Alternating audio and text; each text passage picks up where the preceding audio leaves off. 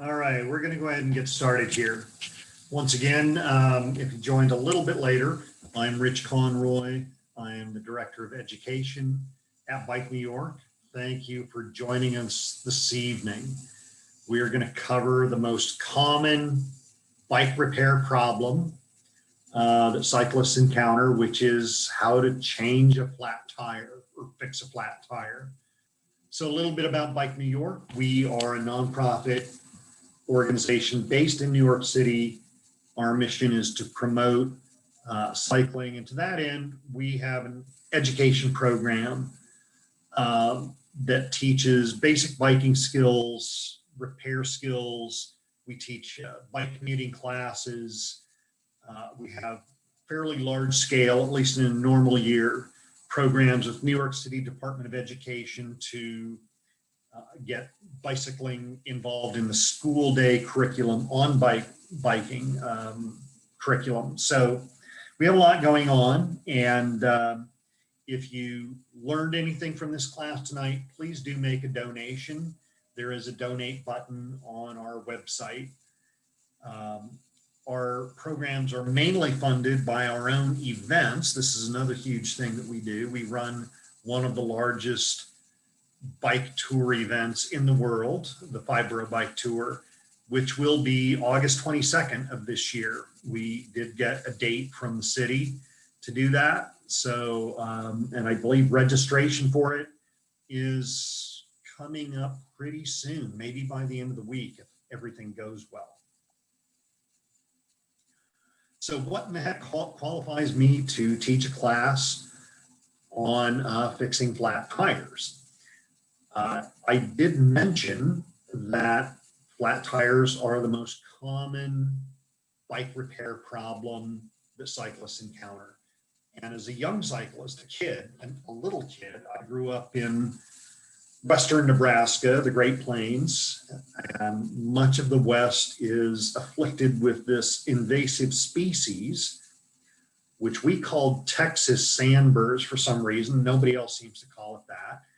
But it's also known as puncture vine, devil's heads, and goat heads. It's a vine that spreads across the ground, has very pretty little yellow flowers that turn into this multi-sided, rock-hard seed that has extremely hard, sharp points on it.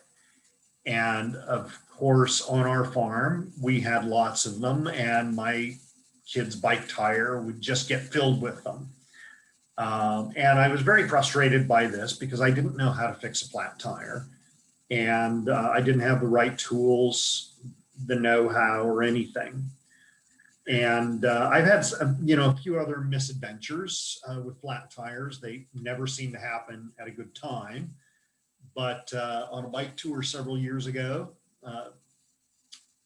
I had about 12 flat tires over the space of 3 days.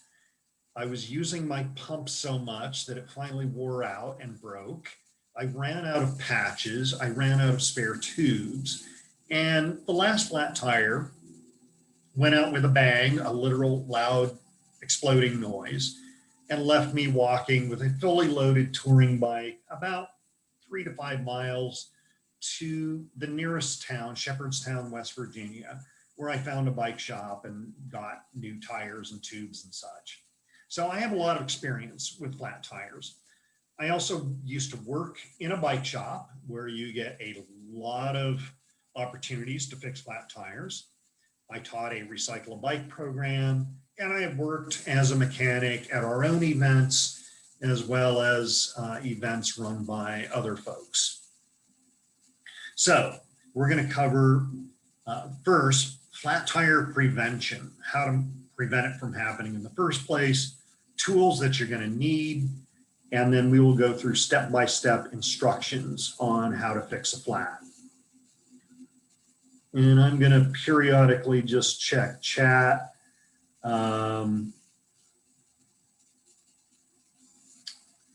Okay, so let's move on. So a lot of this slide deck, by the way, is oriented towards fixing a flat tire when you're on the road, when you're not at home, although a lot of the techniques apply to fixing a flat at home too. All right, let's talk about flat prevention. So it's really annoying to get a flat tire. You know, I got one last night on my way home from a quick neighborhood errand, and I had to walk the rest of the way. It was just a short little trip. First off, keep your tires inflated to their recommended pressure rating. And that pressure rating you can find written somewhere on the side of the tire. It can be kind of hard to find. It's often molded into the rubber. It will say inflate to or max pressure, or it will give you a range. It might say PSI, which is pounds per square inch, or BAR, which is something metric, barometric. I don't know what it means. But if you don't inflate your tires routinely, they do lose air naturally. And if you ride around on underinflated tires, one, your tires wear out faster. Two, you're working harder. And three, if you hit a pothole, an edge, you can cause a flat tire because through what's called a pinch flat, which we will cover later. The second way to prevent flat tires is use puncture resistant, flat resistant tires. They're somewhat heavier, but if you're not racing, you're not going to notice this. They will save you a lot of time. Like if you're not racing, they'll save you so much time, it's worth the wait. There are cheap, inexpensive $12, $15 tires that you can get at a bike shop, and they are not puncture resistant. And as they get a little age on them, they're going to start getting a lot of flat tires. Puncture resistant tires have linings in them like Kevlar, other materials inside the casing. You don't even see it, that prevent flat tires. And then of course, tires are considered a consumable product on a bike, and they do get old, they wear out. The back tire does more work than the front tire because there's more weight on it, and you are, you know, that's the tire that drives the bike. So check your tires for tread wear, check your tires for punctures, and as the tire, you know, everything else looks good, check the sidewalls. They start looking like they're getting dry, cracked, wrinkled, dry rot, stuff flaking off of it. That tire is probably getting compromised in terms of being able to hold air pressure.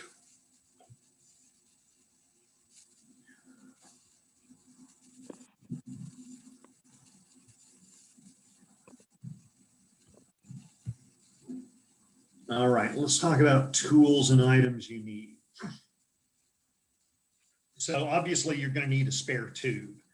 Tube is the part inside the tire that holds the air, unless you are using what's called a tubeless system, which is relatively new technology, where you only have a tire that is specially made and fitted to a rim that is also specially made.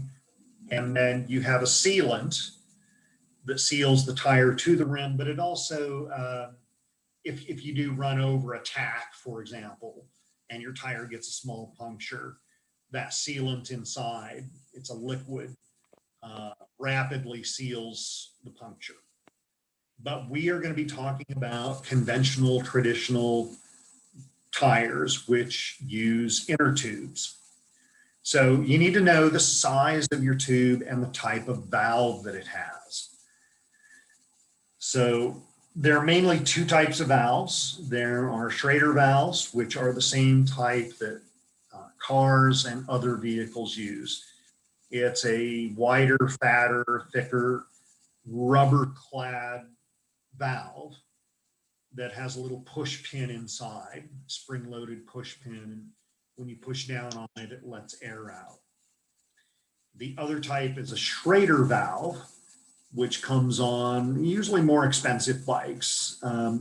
It's skinnier, made of metal, and it has a little top of the valve. You have to unscrew it, and then to let air out, you have to push down on it. The Schrader valve's different because it's the air pressure inside that actually holds the valve closed, unlike the Schrader, which has a spring inside of it that holds the valve closed. So the other thing, besides knowing what valve you need, is knowing what size of tire you have. So these numbers are examples. The first number is always the diameter of your tire. And because the bike industry never likes to do things that are terribly standardized, sometimes the diameter is measured in inches, other times it's a metric number. So mountain bikes tend to be measured in inches, although newer mountain bikes with bigger diameter wheels, like 29ers and 27.5, have an equivalent metric measured. The second number is the width across the tire. And again, that's metric. This would be in inches. This would be in millimeters. So for your tube, you certainly need most of the time, nearly all the time, to get this first number exact. I've seen exceptions to this, but for example, you're not putting a 26-inch tube into a 700C wheel, even if the width is the same, simply because the diameter is off by about 3 inches. However, I watched a shop fix my fat bike tire when I was having fat bike tire problems, and they put a, what was it, 27.5 plus, so kind of fat-ish, into my 26 fat bike wheel, and it fit just fine. But most of the time, these first numbers have to be exact. If your front wheel says 700, get 700. The second figure, you can fudge a little bit. So if you have a skinny road racing tire, it's going to probably be 700 by, let's say, 23. You can make 700 by 19 work. You can make 700 by 25 work. 700 by 28 is probably pushing your luck. So you can get that second number kind of close. Let's move on. Obviously, if you are doing repairs at home, you're going to need a floor pump, and I recommend getting a floor pump with a gauge on it. If you are doing repairs on the road, away from home, I recommend getting a frame pump. And I use frame pumps that have a little hose in them. This one's from Lezyne, and the hose is hidden inside the pump. I like the hose because it puts less stress on the valve. Your stay-at-home floor pump has a hose, and you put that hose on the valve and you use the body of the pump to pump it up. A lot of frame pumps connect directly to the valve, and as you're pumping, you're working that valve back and forth, which I don't think does it any favors over the long run. Having a hose on it, I think, makes it easier on the valve and on the person doing the work. Your other option for on-the-road repairs are CO2 cartridge systems. It's a little cartridge about, I don't know, 3 inches tall. It has a little release mechanism that it screws into. I do not use CO2 cartridges. The reason why I don't is, what if you have a bad day? Or if you are on a tour and you have a bad week and you get 12 flat tires in 3 days? All of a sudden, your CO2 cartridge, which may last for one flat, is gone. Whereas my pump will fill up, as long as it's working, will fill up any number of flat tires. Road racers tend to like the CO2 cartridges because they're light and compact. But bad days do happen where you get more than one or two flats for whatever reason. And that's why I use a pump. Now, somebody asked in chat, and I saw it, what do you take with you? Besides the frame pump, I use a little seat wedge bag. There are other types of bags that you can purchase. Top tube, little top tube bento bags, handlebar bags, whatever you're commuting with. But this is what I haul in my seat wedge bag. First, I keep what's called a Presta Adapter. Nearly all of my bikes have Presta valves. And my pump has a head on it that will inflate Presta. But I don't know what happens. What if I leave my pump behind? What if it breaks? What if I lose it? If I have this, I can use a gas station pump, or I can use, one of those fix-it pumps that you see on Bike Pass that might be set up for Schrader valves. This screws down onto the Presta valve and effectively works with any pump or air hose that inflates Schrader valves. And this is larger than scale. It's pretty small. It's only like 1/4 of an inch long or wide. I keep a patch kit with me. The patch kit has the patches and the glue and a little bit of sandpaper. We're not going to cover how to patch tonight. That's a slightly different class. I've since gone to glueless patches. I've had bad luck with them before from one company, but I'm going to give it a try because I also had bad luck with the glue. As long as the glue is unopened, it can be 20 years old and it's just fine. But once you open it, even if you cap it tightly after using it, it seems to like to evaporate. And if you go to patch a tube on the road, you open your glue and it's all dried out, there's nothing in there. That is super annoying, and there's no way you're going to be able to use your patches. So I've gone with glueless patches, and there's a variety of brands out there. Of course, I keep a spare tube, and I keep a couple of tire levers. And then I keep a multi-tool in there, which does absolutely nothing to help you with a flat tire. But you never know if you need other adjustments. Now, one other thing you may need in your kit, depending on the types of wheels you have, are wrenches and screwdrivers. So, please stop. The multi-tool will have flat and Phillips screwdrivers usually, but just double check that. If your bike does not have quick release levers or through axles, you will need some sort of a wrench if it uses axle nuts. You can go with a little 6-inch, which pertains to the length of the handle, 6-inch adjustable wrench, or some sort of a mechanics wrench. They even make stubby wrenches. There are companies that will sell you one wrench a la carte, like I think Northern Tool is a company online that will sell you a specific size of wrench. Most axle nuts are going to be 15 millimeter. Some are, I think, 17. So just make sure you know and measure the size of your axle nuts before you buy a wrench. The screwdriver might be for things like brake attachments, like single speeds. Kids' bikes have the coaster brake is attached with a screw to the frame of the bike.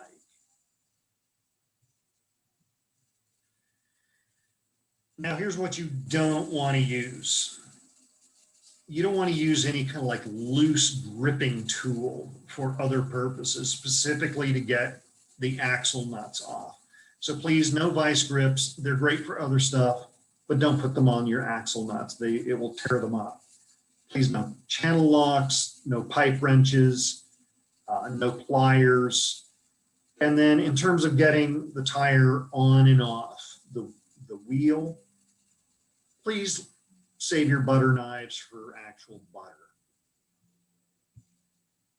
All right, let's start talking about how to fix a flat.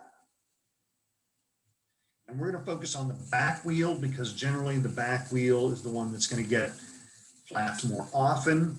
And because of the gear system on the bike, it's also somewhat, I have to deal with the gears and the derailleur, a little more complicated to deal with than the front wheel. Okay, so now you're just like having an inconvenient day that hopefully does not get worse. You have a flat tire. So if you have a derailleur system like this with a cluster of gears on the back wheel, unlike a single speed or a fixed gear or an internally geared hub where you only have one cog, you want to make sure that you shift your chain into the smallest cog. That is going to be important for getting the back wheel back on the bike. Because what happens is, sure, you can take the back wheel out when the chain is in this position, but when you do, the derailleur is going to release itself off to the right as if it's in the same position as the small cog. And all of a sudden, that's not going to work real well when you try to go put the wheel back on. So just shift the thing. You move your shifter so the derailleur releases its cable tension or the shifter releases the cable tension. Give the cranks a turn forward so that the wheel rotates and the chain moves to that small cog. And then you will need to release your brakes if you have rim brakes. If you have disc brakes, don't worry about it. Because what the problem with, or the challenge with rim brakes is the brake pads often have to be maneuvered around a tire that is wider than the rim itself. So with road racing bikes, road bikes that have caliper brakes that look like this, they usually have a release mechanism on the brake. Older bikes, the release mechanism will work a little bit differently. More recent bikes, for the last 20 years, if it's pointed down, the brake is in the closed position. If it's pointed up, the brake's in the open position.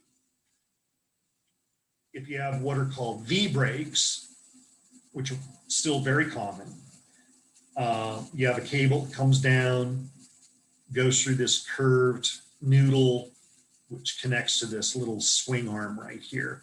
And the swing arm has a slot that you can pass the cable through. So you kind of have to squeeze the brakes together with your hands and then guide the cable through that slot and by kind of like yanking or pulling the noodle up so that it releases the brakes. And you can kind of see a picture here. I need to make these pictures bigger, I think. Cantilever brakes, which are an older style, but you still see them around, work somewhat similar to V brakes in terms of releasing the cable. And then you're going to want to open the quick release, which is pretty simple. And the quick release is closed on one side and open on the other. So you just kind of grab it. You have to use some force sometimes with your hands to swing that lever open. And then what I do, some people like to turn their bike upside down to do this work from this point forward.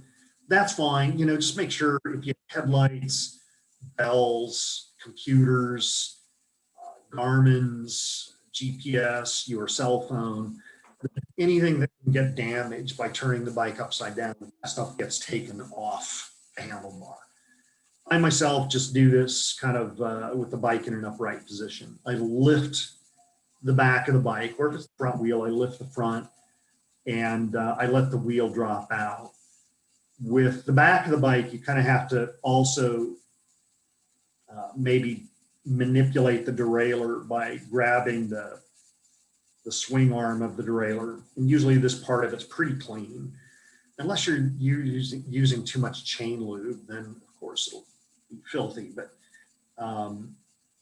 that allows the chain to be kind of released from the cogs as the wheel falls out of the back part of the frame.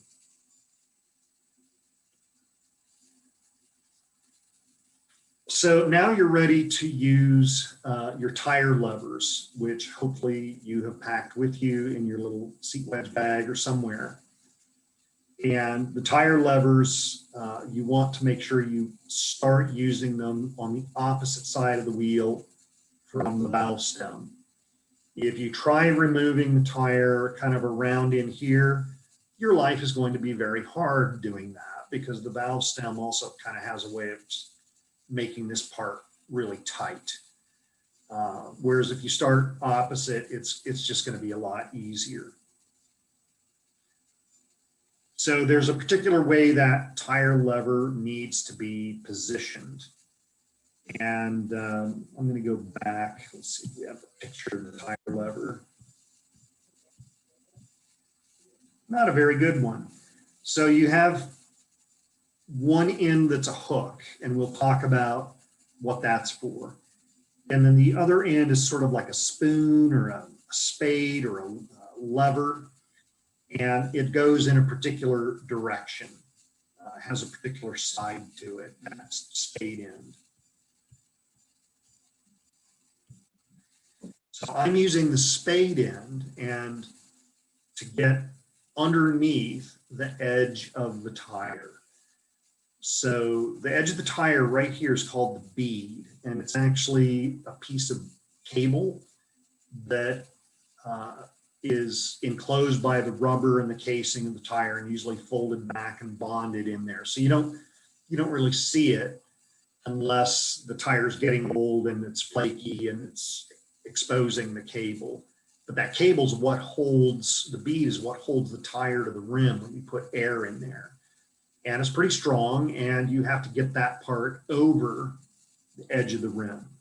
So as you can see, what I'm doing here is I'm pulling back on the tire. This tire looks worse than it actually is or was. These pictures are a few years old now. And I insert the spade end underneath the bead. And what I'm going to do next is, so, and you can see in the previous picture, the lever is kind of straight up pointing away from the rim with the hook outside of the wheel.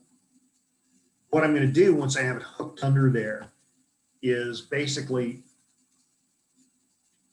rotate that, with this being the fulcrum or the rotating point, which will pry this bead over the edge of the rim. So what I've done now is I've exposed part of the one side of the tire that's now outside of the rim. And hopefully what you can do is when the tire lever, which is now pointing towards the hub or the center of the wheel, and the lever or spoon or blade end is still underneath or underneath the inside edge of the tire, is you want to slide the tire lever towards you. And you can see what I'm doing here. I'm bracing the tire against my body. This does require some strength. That bead is pretty strong. It can be pretty tight. So I'm bracing it against my body. I'm pulling the lever towards me. And this other hand, all it's doing is just holding the wheel up. Now, it may not be possible. Some tires are really tight. It seems to vary for some reason. I have had tires that are just impossible, tire and rim combinations. Most of them can be sort of tough.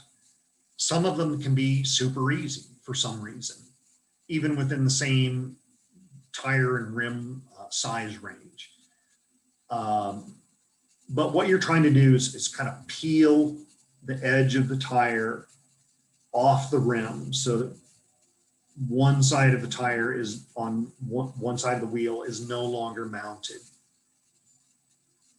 Now, if you do get one that's really tough and you can't sort of slide it underneath the bead and start peeling the tire off all the way around, there's a technique you can use, And this is why we carry more than one tire lever. I carry two, sometimes you might need three. And this is what the hook is for. So if it's really tough and you can't just use your strength and your force to slide that tire lever underneath the tire all the way around, you hook that first tire lever on a spoke. And as you can see, the spade end, which is already pried off one section, is still sitting underneath or behind the edge of the tire. I grab a second lever, and the space here is about 2 inches, we're talking.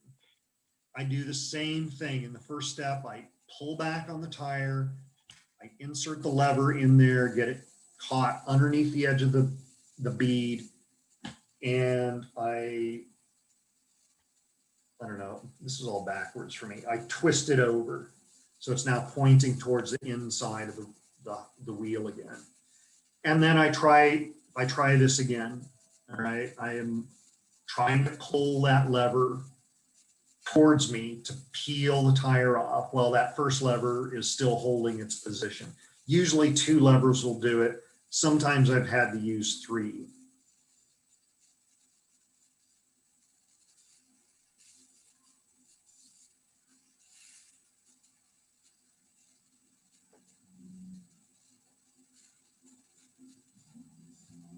Okay, let's go to some questions.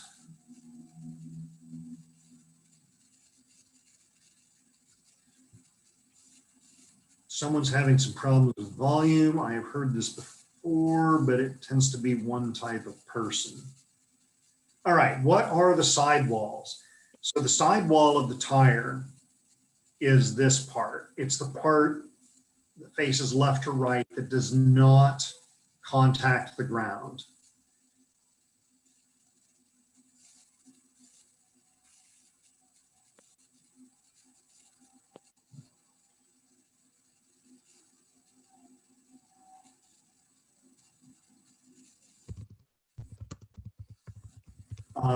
What are your thoughts on flat/rectangular like Swiss Army knives versus the fatter ones? I don't understand the question.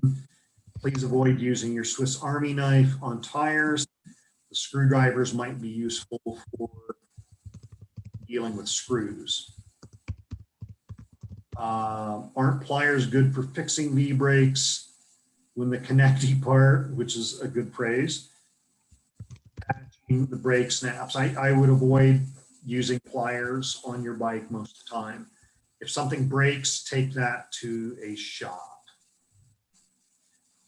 Yes, you are going to need tire levers. Even the easiest tires will probably need at least 1 tire lever. They're pretty inexpensive. They're mostly made of like a tough nylon-y type of plastic. And then somebody's asking, if you take the tire off for practice, can you put it back on? Yeah, of course you can put it back on if you're good at it. If you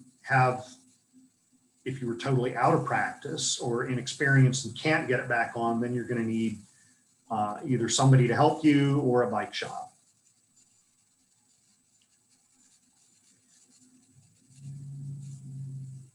Can you rip the tire if you do this process roughly or incorrectly? If you use the wrong tools, something sharp, for example, yeah, you'll cause damage to the tire.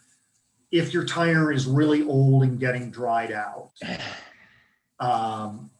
yeah, you might damage the tire, but at that point, the tire was probably just going to be damaged anyway, and you should have replaced it.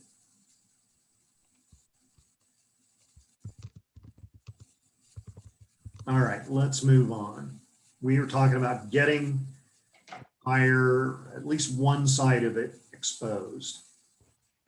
Now, if you're just replacing a tube which has gone flat, you do not need to remove the entire tire for this. All you have to do is get one side off, which exposes the tube, and you can pull the tube out. The only time you really need to remove the tire is if you're replacing tires and putting new ones on. And this process would be exactly the same. Okay, so you've used your tire levers, you've gotten one side completely pried off.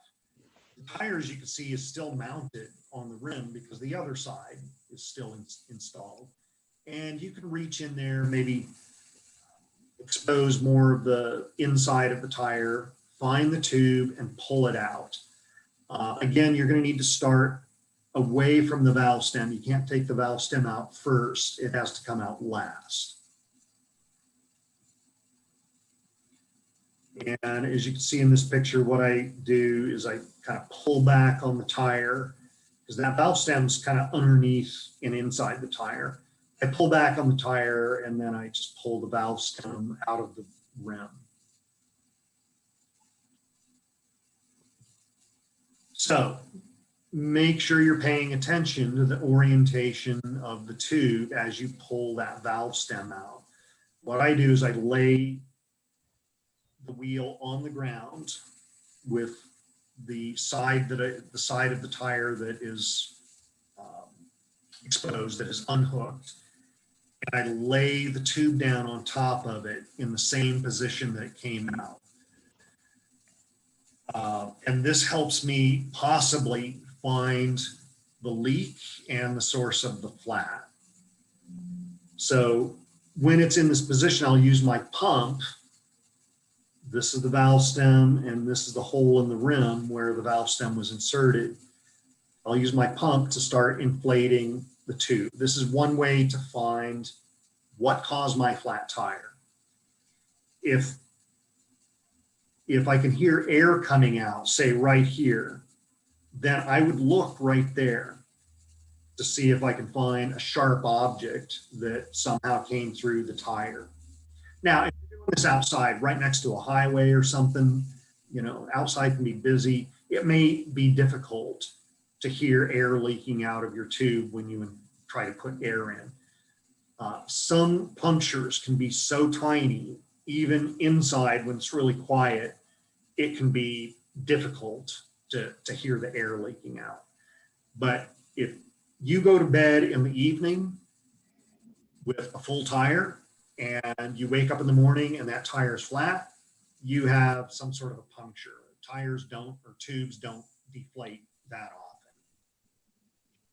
If I'm doing this at home, I'll just like inflate the tire. I'll listen for a leak. You know, you can put it up to your face, little fuzzy facial hairs that your face has, can feel stuff, your ears can hear air leaking. If I know that the tube has got a puncture in it and I can't hear any air escaping, the other technique is to inflate the tube and to insert the tube in a sink or a bucket full of water. If you see a steady stream of air bubbles coming out, not just one air bubble, sometimes you put it in there and there's an air pocket and an air bubble will come up. That's not a puncture. But if you see a steady stream, it can be really fast or it can be blip, blip, blip, you know, every second or so.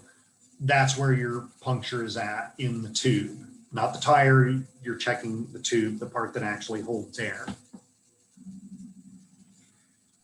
And I found that that's pretty much foolproof, the water sink full of water. Now, I was helping my younger brother a few years back. He said his bike had flat tires, and I got both tires off. We couldn't find a leak. We checked it against his kitchen sink full of water. There were no air bubbles whatsoever. His tubes were just fine. He didn't realize that tires deflate naturally. If you leave your bike sitting for 6 months, it's probably going to have flat tires when you come back to it. So before you go through all this work, if your bike's been sitting around over the winter, just inflate your tires. If they hold air overnight, you're good to go. So the other thing I do, if I know that you know, something happened and I got a flat tire either overnight or just suddenly, even if I find the source of the puncture, I check the entire thing. You're going to put a new or a good tube in that tire, so you may as well check. So what I do is I visually inspect the outside of the tire for anything that's embedded in there. Little bits of sand and rock can get embedded in the tread of the tire. And I dig that stuff out because I don't want it to go in further.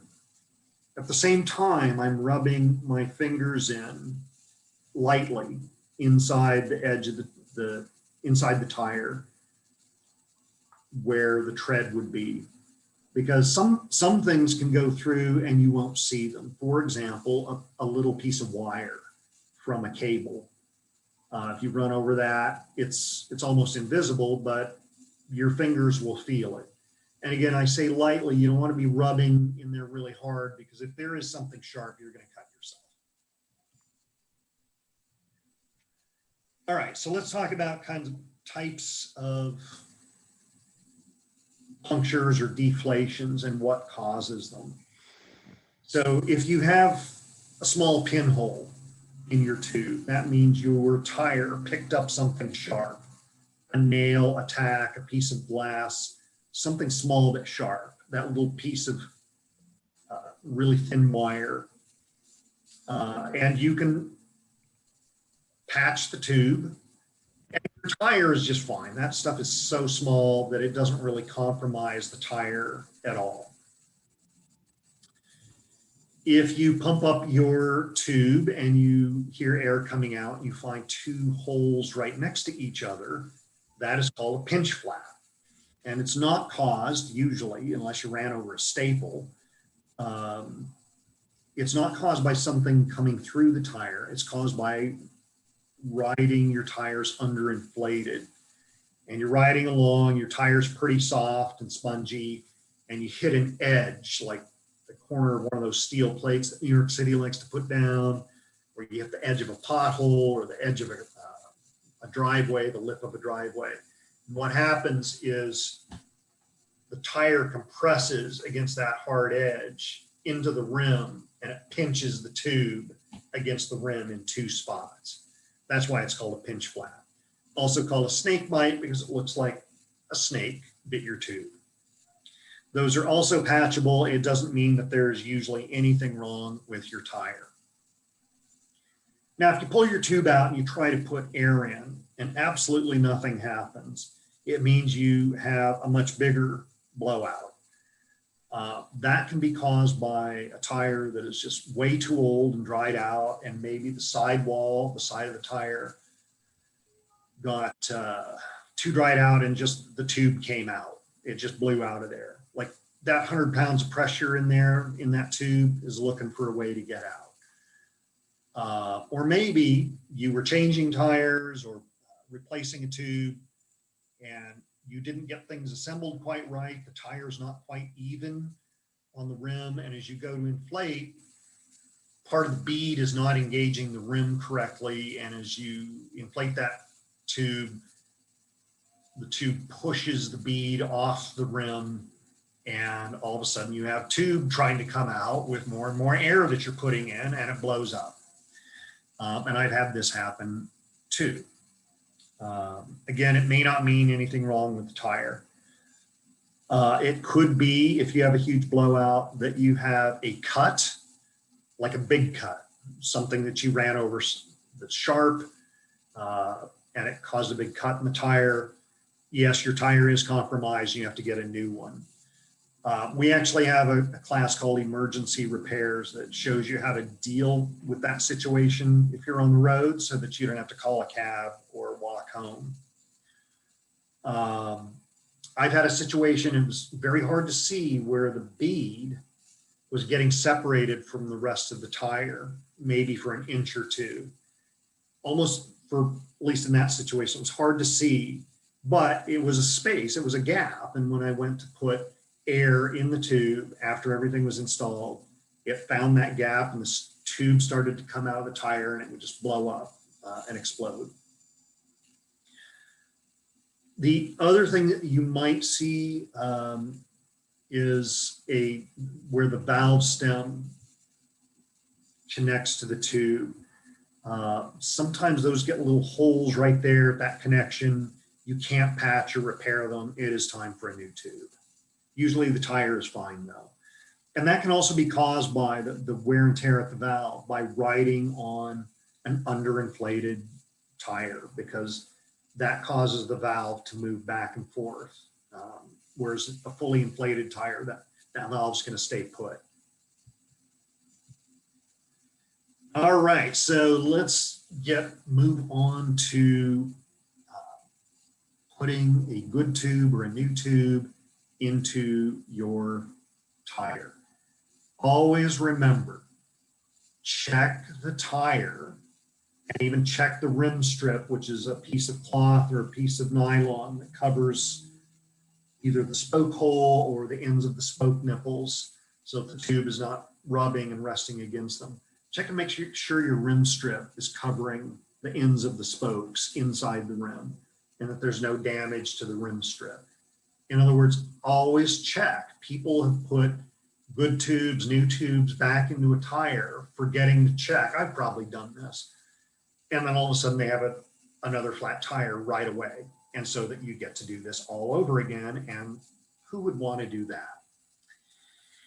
All right, so I've checked my tire, I've checked my rim strip, I found the source of the flat, I dug it out, I now have a tire that's ready to take a replacement tube. What you want to do is inflate that tube just a little bit so that it holds its shape. Don't put, usually the tube is folded or rolled up and it's just completely flat. Don't put a completely flat tube inside the tire. Inflate it a little bit so it holds its shape.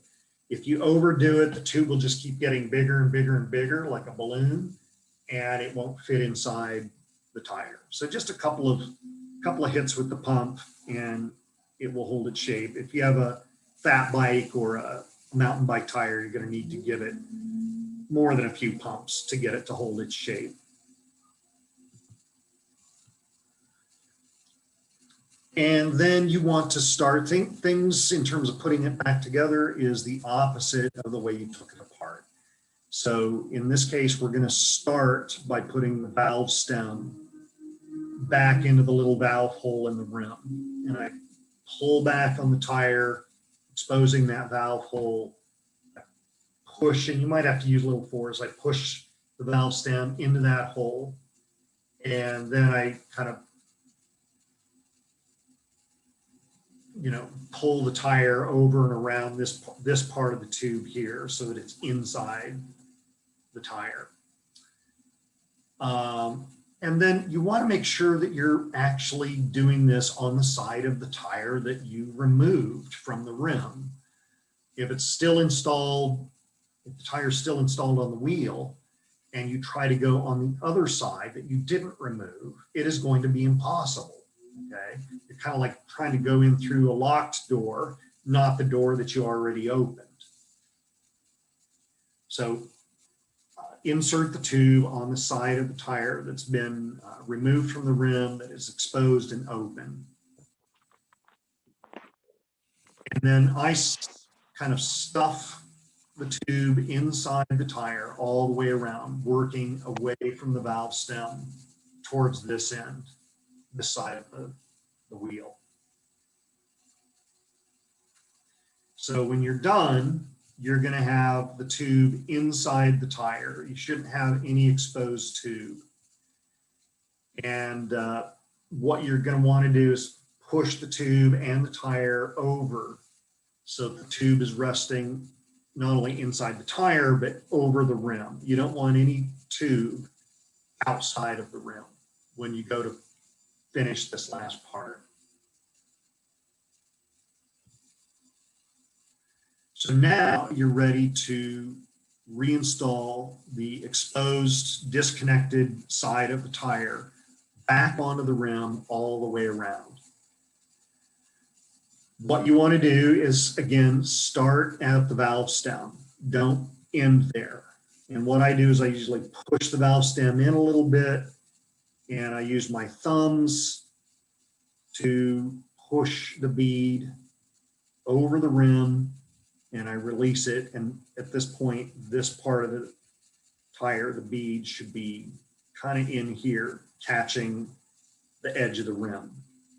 And I'm going to work away from the valve stem on both sides. You don't want any exposed tire down here when you finally go to install that last part of exposed tire. You want it on the opposite side of the wheel from the valve. And at this point, it should be pretty easy. Like it'll be able to push over pretty easy to reconnect the bead with the rim. It's when you get to that last, I don't know, 8 inches opposite the valve stem that it can get pretty hard. Some tires a lot of tires I'm able to install just using my hands. Some tires can be tougher than others just using your hands. Others can be really easy. Really, the preferred way is to use your hands. And as you can see, this is why you want to keep your bike clean so that your hands don't get too filthy doing this. They're going to get a little bit dirty.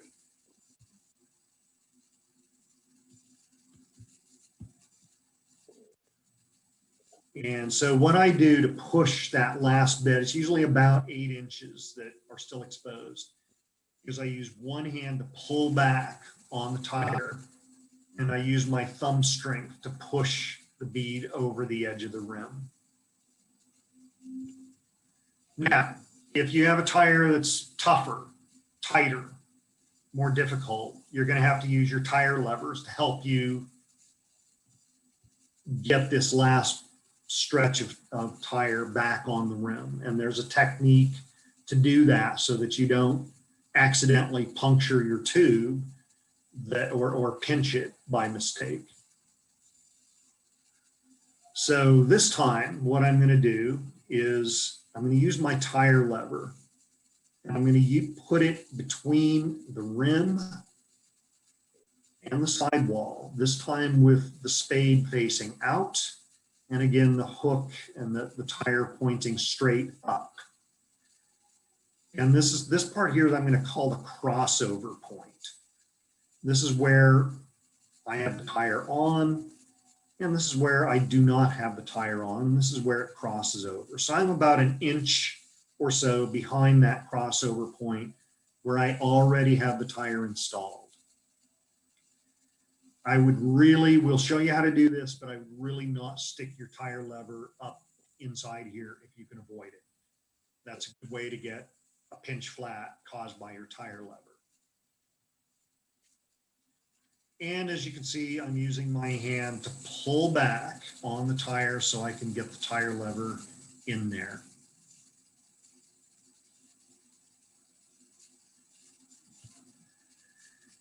Now, what I'm going to do next is I'm going to use one hand to pull back on the tire ahead of the tire lever. And I'm going to use my tire lever still pointing straight up. And I'm grabbing it with my fist. You're not holding it like a pencil or a teaspoon. You have to use some force here. And I'm holding the tire against my body, holding the whole wheel against my body kind of as a backstop. And what I'm doing is this is backwards, as I'm pulling back on the tire, I'm pulling that tire lever towards me. And what that does is it slides or peels this tight bit of bead over the edge of the rim as I slide the tire lever towards me. And that's what it should look like. It's just the last 6 to 8 inches that can be kind of tough.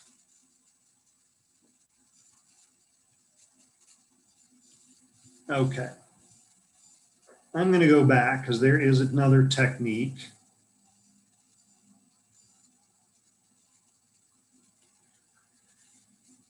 If you can't slide that last bit of tough, difficult tire bead over the edge of the rim, there is another way to do it. I don't recommend it.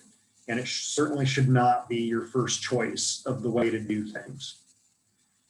And that is to use your tire lever to push the spade end up behind underneath the exposed part of the tire and pry it over the edge of the rim. If you're going to do that, one, there is a chance that you will pinch the tube and you get to do this all over again. And if your tire is that tight, this is not going to be fun. But there's also a way to do this that minimizes the chance that you're going to get a pinch flat. So if you have this much tire still exposed, don't try to pry it all over in one go with the tire lever. In other words, don't stick it up here. This is one crossover point. Here's the other one.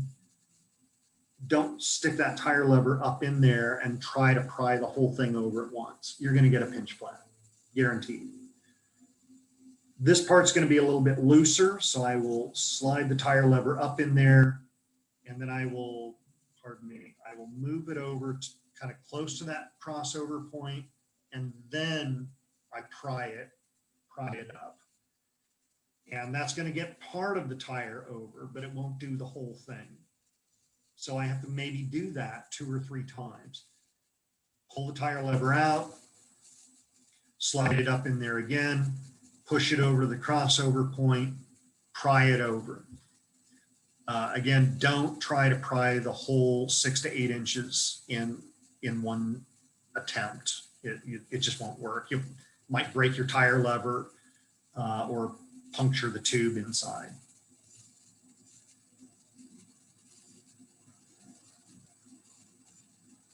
Again, that technique is not something I would recommend doing. All right. If you find that your tires are just impossible, you can, check with your bike shop. When I was working in Metro Bicycles, I had a guy bring in some specialized armadillos. That's a specialized version of a puncture resistant tube.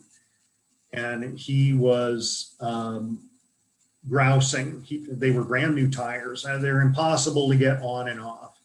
And I was building a new bike at the time. I built the wheels.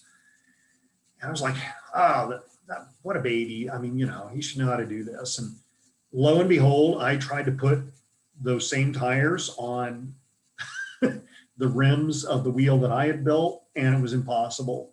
I was pinching tubes, I was breaking tire levers. And so I had to make a change there. I was like, well, this isn't gonna work. For whatever reason, it just, even though they were the same size, they were compatible in theory, they weren't working with each other. All right, so now you have a semi-inflated tire. The tire is completely installed. I would not pump it up yet. You want to reinstall the wheel back on the bike. You don't need to remove the quick release lever when you take the wheel off. All you have to do is open it, maybe loosen the adjusting nut on the side of the quick release a little bit to allow the wheel to drop out of the frame. But don't take those quick releases out. They have small little springs that get lost. People put the springs in wrong, and then their wheel isn't sitting in the frame right. Just leave the quick release in there. If you do have axle nuts or other small parts, and you are doing this on the road, make sure you keep track of any small parts that you have to remove from the bike to change your tire. All right, so we're talking about a back wheel with a set of cogs on the back. And I'm going to maneuver the wheel into the frame with the hub kind of below what are called the dropouts. And I'm going to hook the top half of the chain, the part that comes out of the derailleur and goes towards the crankset, onto the smallest cog. And this is where you need like 3 hands. It might be easier to do this if the bike is upside down on its seat and handlebar. But you might have to guide the tire and the rim through the brakes. If you have disc brakes, you are going to need to carefully guide the disc rotor into the disc brake without dislodging the brake pads or bending your rotor by mistake. So, it's just a matter of guiding it in there very carefully, getting things lined up. And then the last part is to guide the hub ends of the axles into the dropout.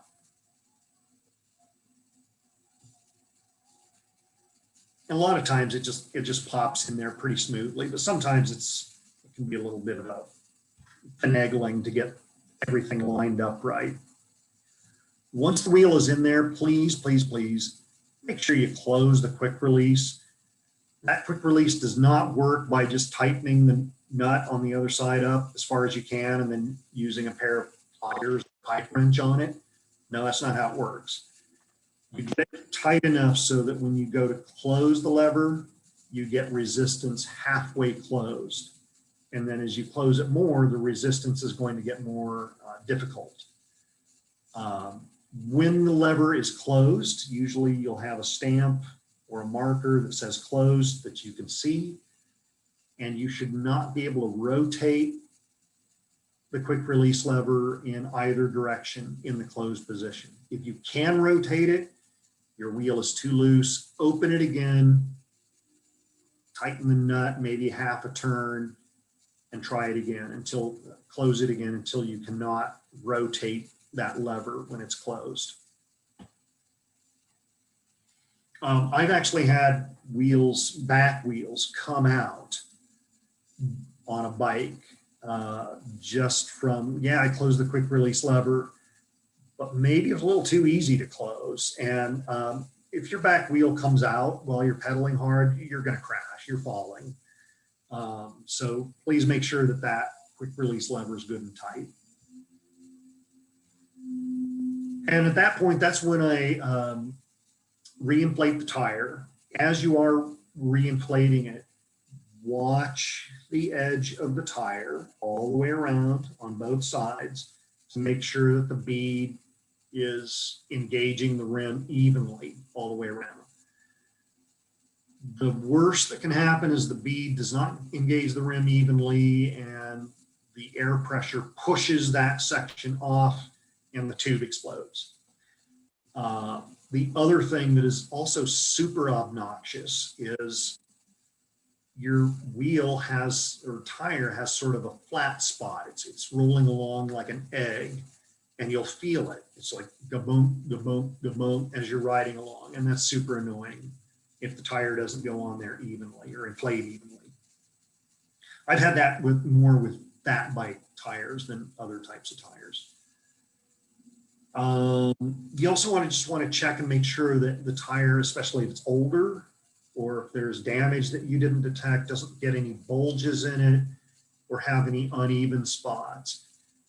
Once I disconnect the pump, I'll give the tire a spin and I'll just watch it. And it should, as it's spinning, look like it's spinning evenly. If you see something that looks uneven, it might be the wheel is out of true, but it might be that the casing of the tire is buckled and it's done. If you see a bulge in it, that tire is not going to last long. That also means the casing is damaged. The casing can get damaged besides hitting stuff really hard. It can be damaged by overinflation, which may not pop your tire, but will damage the internal structure of the tire. And you might get a bulge or what looks like a buckle or something uneven as the tire rolls along. And then again, just as important as making sure your quick release is closed, make sure you put the brakes back. People forget this and all of a sudden they're riding along and they go to squeeze their brakes, and at least on the brakes wheel, the wheel that you took out, nothing happens. So close your brake, reconnect the V brakes. And then just test it, like, rotate the wheel. The brakes should not be rubbing on the wheel, certainly should not be rubbing on the tire. If something's rubbing, it's probably because the wheel didn't go in straight and was a little uneven in the dropouts when you went to close the quick release. And that's solved simply by opening and reclosing the quick release. Other causes could be the brake pads are not installed correctly or adjusted correctly and they're rubbing the tire instead of the wheel. the wheel is out of true, which is something you should take to a bike shop to have repaired, or the brakes themselves are not centered. So these brakes have a center axle, center pivot. They can get bumped and it knocks the brake out of center, and that's pretty easy to fix on a road bike. With these V brakes and Cantilever brakes, which have two separate arms, if it's out of center, even though the wheel is centered, it's usually the spring tension on the arms is not even. And there's two little screws right here, a screw on each brake on the side that fixes that. If you don't know what you're doing with mechanical stuff, please take it to a shop or a qualified mechanic. And then that's it. Congratulations, especially if you've done this on the road and you fixed your own or somebody else's tire successfully. You deserve a beer. I will probably not be around to buy you one, even though I would like you to. That I'd like to. That's the end of our class, or at least how to fix a flat. And I'm going to go to questions. We have a few questions in chat. I answered some earlier.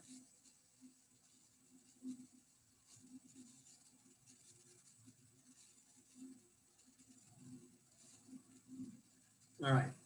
Payne asks, I tried using a CO2 cartridge and it filled up in the process of taking it off. The tire deflated. I don't know what I did wrong. I don't either. It could be that something was wrong with the valve on the tube.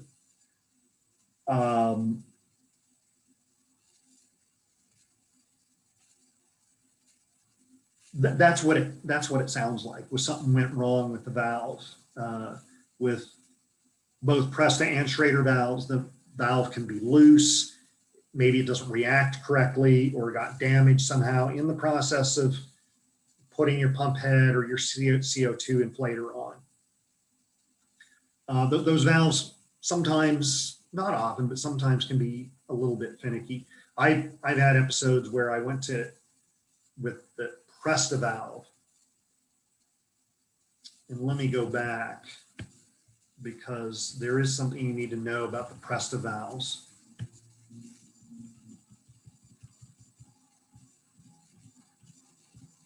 You have to unscrew the Presta valves. The Schraders, you do not. There's a little plastic cap on them. You have to take that plastic cap off, but that cap is not airtight. It's just a dust cover.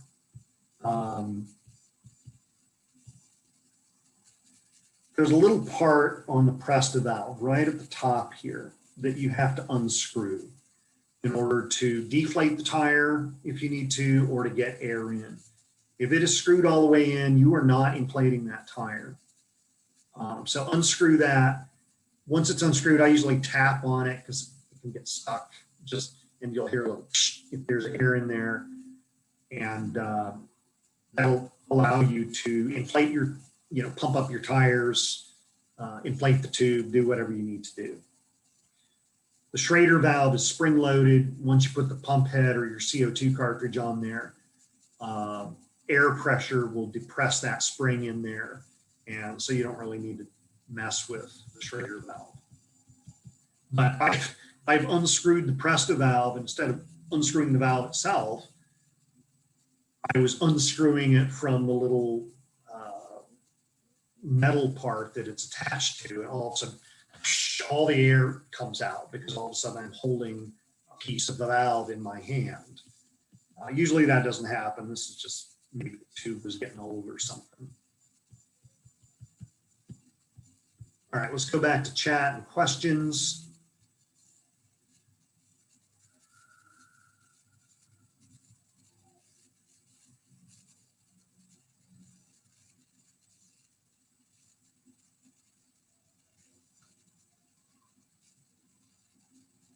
Is it okay if the tube is bunched up inside the tire over the rim?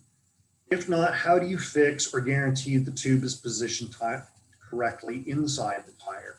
No, it is not okay. So what causes that?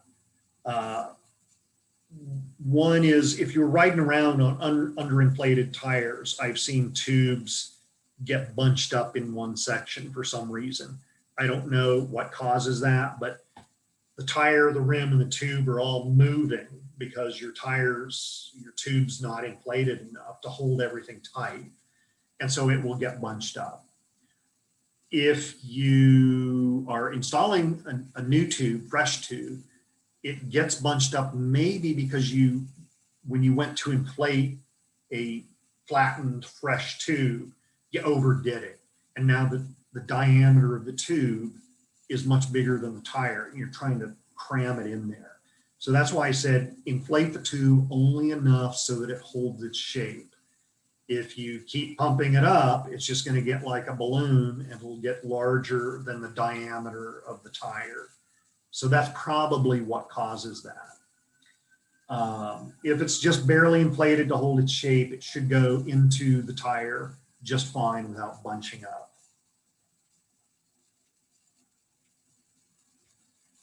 All right, let's see what else we've got.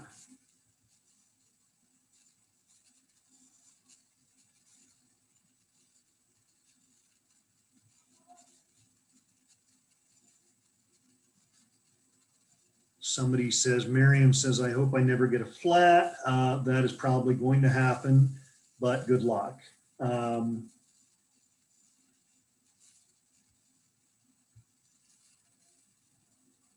So yeah, Tane says the stem unscrewed when I unscrewed the nozzle. So yeah, I've had this happen to me where with the Presta valves, either you have a valve adapter or something on there, and you go to unscrew it to remove the valve adapter. I mean, you can leave those valve adapters on there, but, and instead of just unscrewing the nozzle or the valve, it completely removed the valve from, I don't know what it's called, the stem of the valve, the hollow part, and all of a sudden a lot of air came out. So that's probably what happened. So what I would do in that case is take a little bit of Loctite and put it on the bottom part of the valve on the threads, or put it inside the tube of the valve where the threads are. Screw it back in, and that Loctite should hold the threads together so it doesn't accidentally unscrew itself, which is, as I think you know, super annoying when that happens. And Loctite's something you can get at any hardware store. They come in a tiny little model. It's sort of a glue that prevents threaded things, nuts and bolts, from unscrewing themselves in the course of use.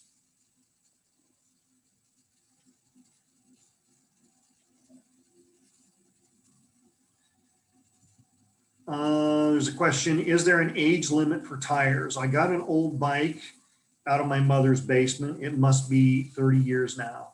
The tire looks okay, but I don't know how well rubber ages. I would say 30-year-old tire is time for retirement.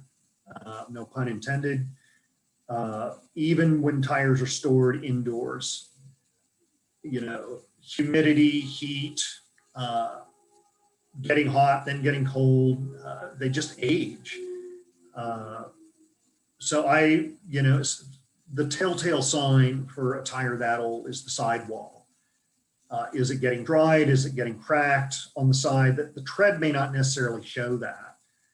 I would replace a tire that old with something that you like. All right, Monica asks, if you are using the cartridges, can you stop them to pre-inflate the tube? I think so. I don't know, because even though I own one CO2 cartridge system that I don't know where it's at right now, I've actually never used one. I'm a pump guy. So probably I would say yes. A lot of them have a little lever that you can control, or a little button that you control the stop and start the flow of air out of the CO2 cartridge into the tube. I don't think most of them are, oh, let's put it on there and it just lets all the air out of the cartridge. It does have a controller of some sort.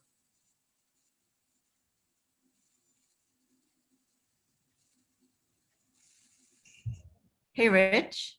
Yeah.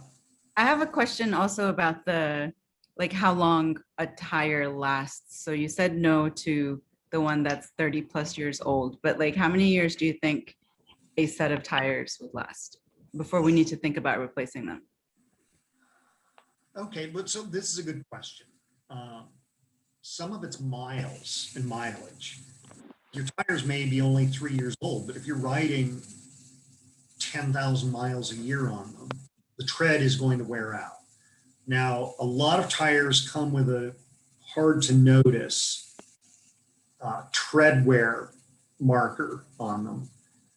I use on my road bikes Continental Gator skins. They're a very good puncture resistant tire for road bikes. And in the tread, I've noticed there's a little,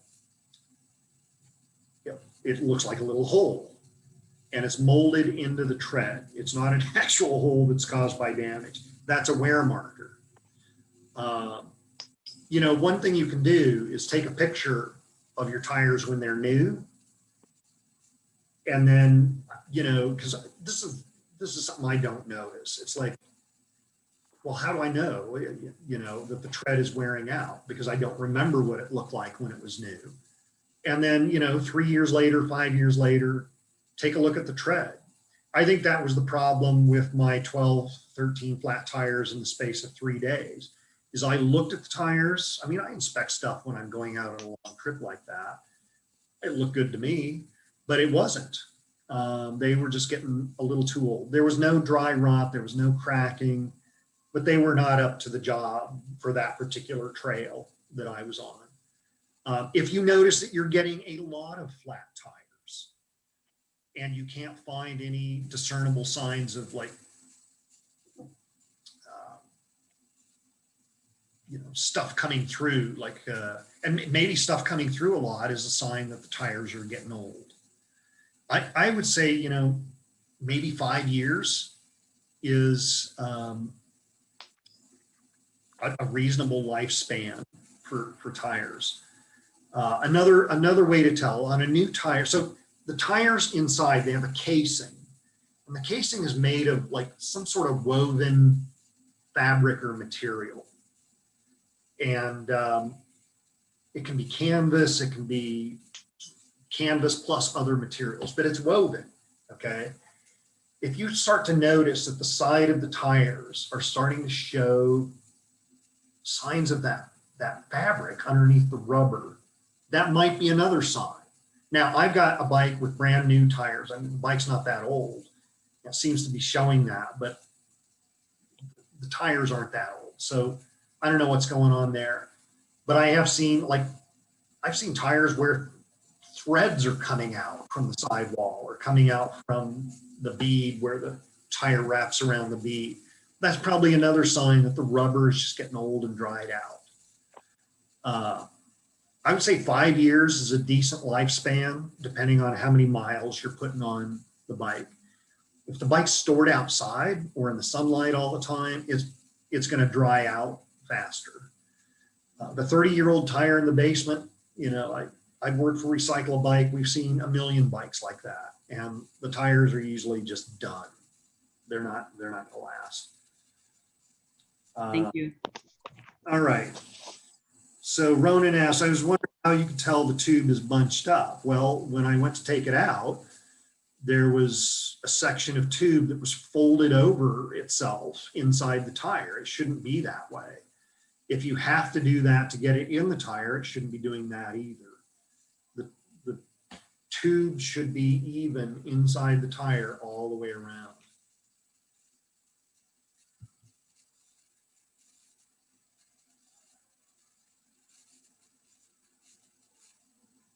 Do you have any recommendation for a flat tire kit to carry on your bike below the seat?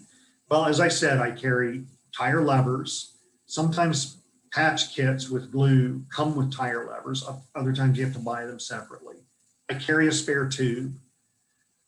If you don't have quick releases, you have to have a wrench, and you need a pump or a CO2 inflator. That's your flat tire kit. And you can buy that stuff separately. I'm not aware of one that's sold as a package. And then somebody asked, are Bontrager tires flat resistant? As with any brand, they are going to have, so Bontrager is Trek's house brand. It used to be a separate bike company by a guy named Keith Bontrager, and now it's Trek's like parts line. So most brands are going to have tires that are puncture resistant and tires that are not. So you just have to know which models are. Whenever I need to buy new tires, I just shop for puncture resistant ones.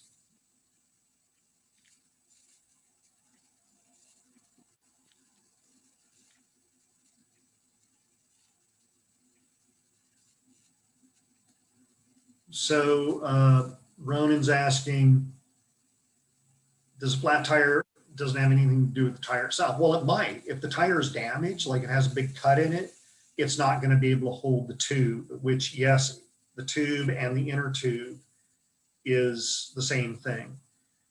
So on a conventional bike tire, the tube is the part that holds air, not the tire. If you have a tubeless setup, it's the tire itself that holds air. But we're just talking about tires, the traditional setup. If the tire is compromised, like the casing is damaged, or there's a big cut in it, or there's a separation between the bead and the rest of the sidewall, you put 100 pounds of pressure in that tube inside the tire, that tube is looking for a way to get out. That 100 pounds of pressure is pushing against the tire. On a good tire, it's not going to, the tire will hold that tube inside. If on a damaged tire, it's going to find a way to get out. So they kind of work together. The tire has to be in good sound condition. I had a tire that was buckled for some reason. Maybe I overinflated it at some point, I don't know. But I noticed that it was starting to ride badly. It had a buckle in it. As I rotated the tire, you could see the tire kind of wiggled from one side to the other because the casing inside was damaged. The tread in the outside looked fine, except for that telltale buckle. I was on a long ride. This was on my tandem with a friend. And all of a sudden, we could feel the back end just going kabump, kabump, kabump. We stopped and we looked at it, and the tire had a big bulge in it because the casing had just failed. And the only thing holding that tube in was the rubber. And we barely made it to the end of our ride. Like that tire was done. And I got home and I had to walk the bike home, use the subway. And I said, okay, this tire's done. It's not going to hold anymore. So the tire is the outside part. The tube is the inside part that holds the air. So, and then you're asking so the bag that holds all this stuff that you need to carry. I mean, there's different brands. I've used Jand. There's some that are expandable, like if you have a mountain bike or you really need to hold a bigger tube. They come in different sizes. I've used Jand. I've used lizard skins. I've used Ortlieb. They all make nice bags.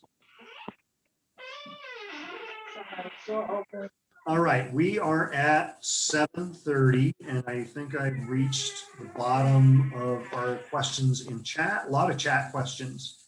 I had a class a couple of weeks ago where nobody asked a single question the entire time. I guess we did a good job or something. So thank you for your questions and your participation.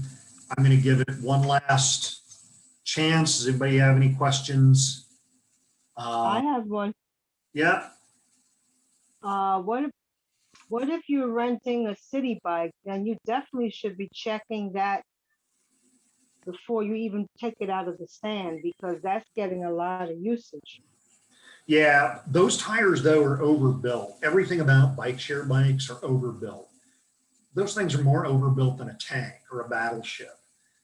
They weigh 50, 60 pounds, and that includes the tires. Now, if you are using a bike share bike, I would give the tires a squeeze. Just squeeze them, give them a grip. If it's spongy, don't use that bike because it's going to make you work harder and you might get a flat tire. If you do get a flat tire on a bike, just take it back to a stand, a city bike stand, put it back in its dock, turn the seat around backwards. Fixing the flat tires is their problem, not yours. Okay, thank you. But they do pretty routine maintenance on their bikes. I know a bunch of the mechanics. Heck, I taught some of them when I was teaching recycle a bike, my previous job, when they were middle school kids. Can you believe that? All right, so thank you, everybody, and have a good evening. And as Miriam says, hopefully you will not get any flat tires and have to use any of this knowledge, but it's good to have it so you can help yourself and maybe somebody else out. Thank you Thanks, very Rich. much. Bye. Thank you. Have a good evening. Thank you so much. Take Bye-bye. care.